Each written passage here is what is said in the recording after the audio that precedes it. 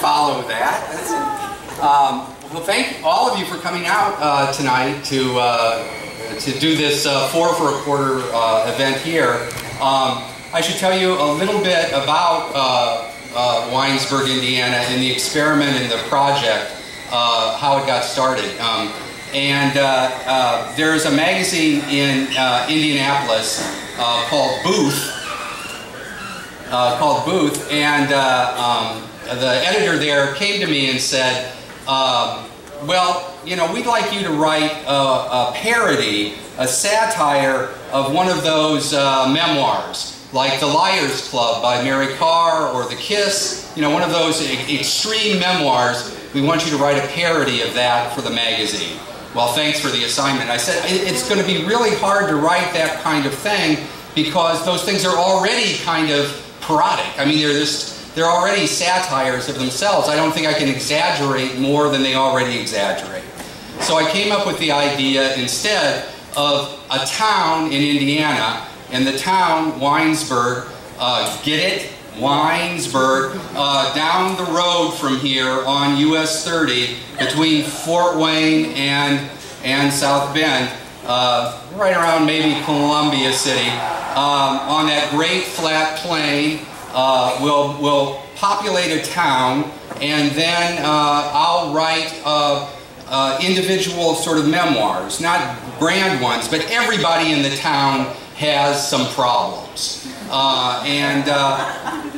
So I did that, and it was great to come up with some various things. To give you a sense of the town, the name of its main park is the Throw Park, as in throwing the ball, but it's making a reference, of course, to Henry David Thoreau, who said that most men lead lives of quiet desperation. So everybody in the town is leading a life of quiet desperation.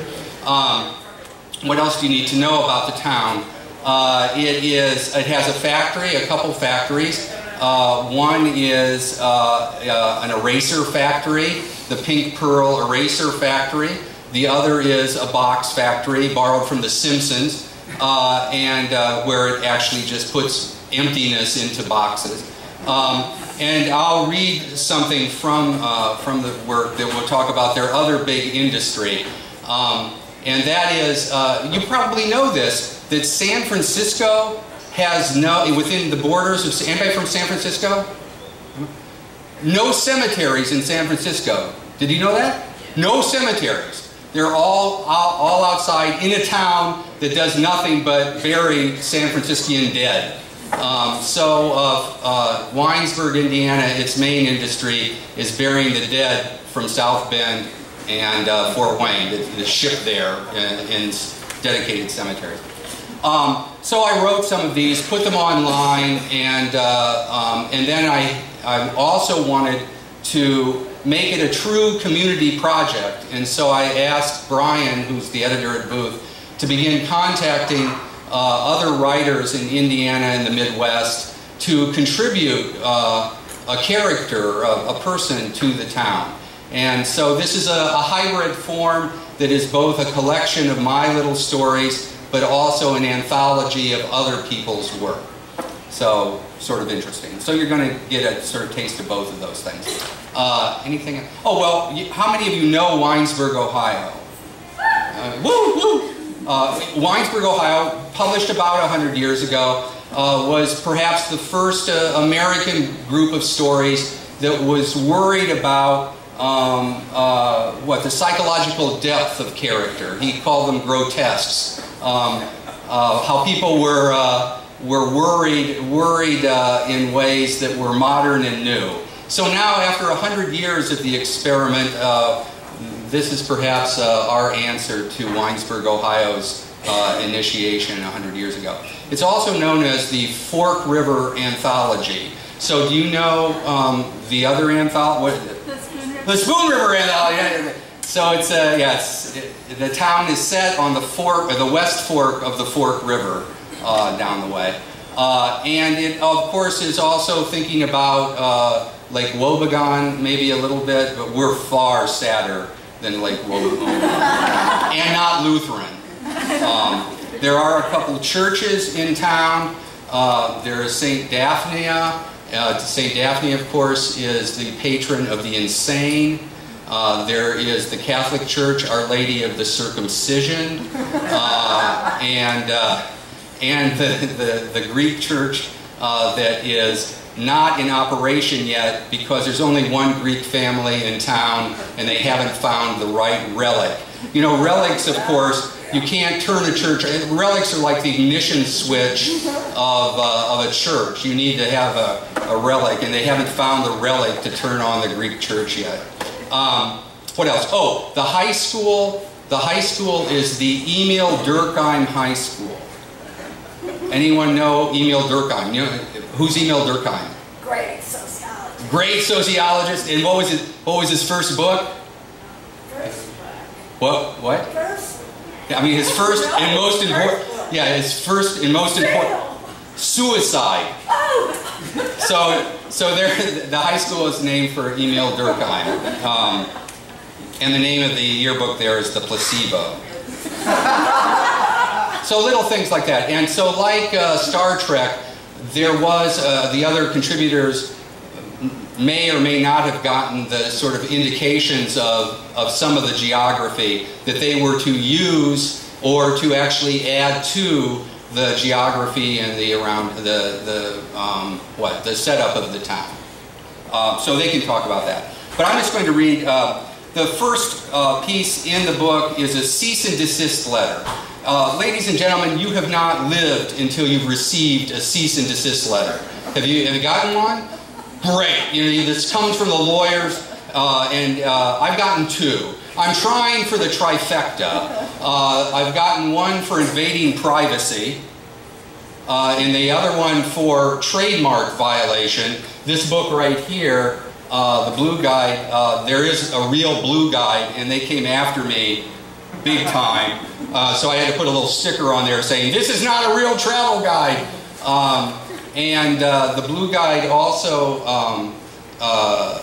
the lawyer for the Blue Guide told me an interesting thing about trademark law, and that is, well, we know it's just a fake, a parody, but we have to sue you to protect our trademark. Because if we don't, and somebody does use the trademark, they can say you didn't sue him, so they had to sue that. And the classic story is when McDonald's went into Scotland, the first thing they did was sue everybody named McDonald's. True story, the law, that's what we should really be into. Okay, so we have a cease and desist letter that comes to Winesburg, Indiana, from Winesburg, Ohio, saying that you cannot publish what you're about to publish here. And actually, the picture on the cover has been banned on Facebook, on the Facebooks. And so the city manager responds to that thing. And it'll give you a little bit more a sense of Winesburg. The town of Winesburg operates under the weak mayor system, always has. I am the city manager, a creature of a council charged by the council. 5 elected members to keep the trash trucks running on time. There aren't too many other municipal services to attend to. The fire department is volunteer. The county provides the police. There are the sewers of the town, and I maintain them myself. I also conduct the daily public tours of the sewers. The sewers of Winesburg are vast, channeling one branch of the Fork River through underground chambers and pools roofed with vaulted ceilings and tiled with ceramic-faced bricks. The sewers were the last public works project of the Wabash and Erie Canal before the canal bankrupted the state of Indiana. I mentioned tours, but there aren't that many tourists wanting to see the sewers. I walk through the tunnels alone, my footsteps on the paving stones echoing, the drip, drip, drip of the seeping water, the rapid splashing over the riprap. There is the landfill as well to manage, the heart-shaped hole where the fossil riff of limestone of the sewers was quarried, punched in the table-flat topography of a field north of Winesburg. We are located in the drained sandy bed of an ancient inland sea. Seabirds from the Great Lakes find their way to the pit, circle and dive down below the rim, emerging with beaks stuffed with human hair for their nests, I guess. Indiana has a complicated law concerning the disposing of cut hair. That's true, by the way. Much of the state transships its hair here. That's not. A thriving cottage industry persists, that of locket making, using the spent anonymous hair to simulate the locks of a departed loved one. The lockets are afterthought, fictional keepsakes. The locket makers can be seen rummaging through the rubbish of the dump, collecting bags of damp felt. Winesburg was the first city in the country to install the emergency 911 number. J. Edward Roush, member of the House of Representatives, was our congressman and was instrumental in establishing that system. What's your emergency?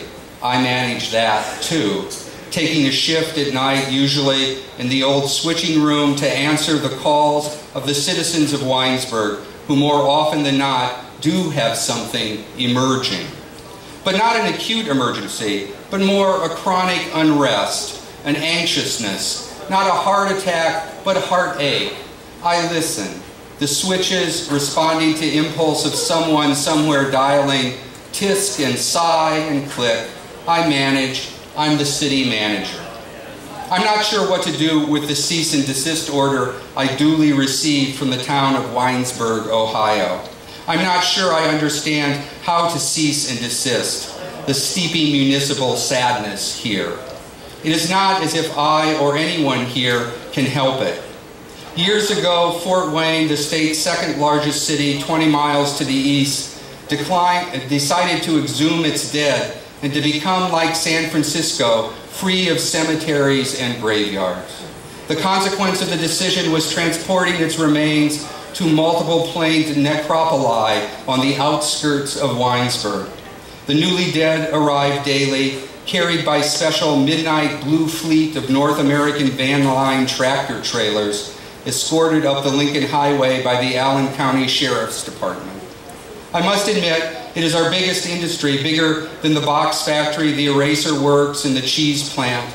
We tend the dead, and the funeral permeates this place in a way fluoxetine, in all of its manifestations, saturates the sewers of Winesburg. The spilled and pissed out SSRIs of all the citizens sluicing into the water table beneath the fossil seabed of an ancient, extinct inland sea.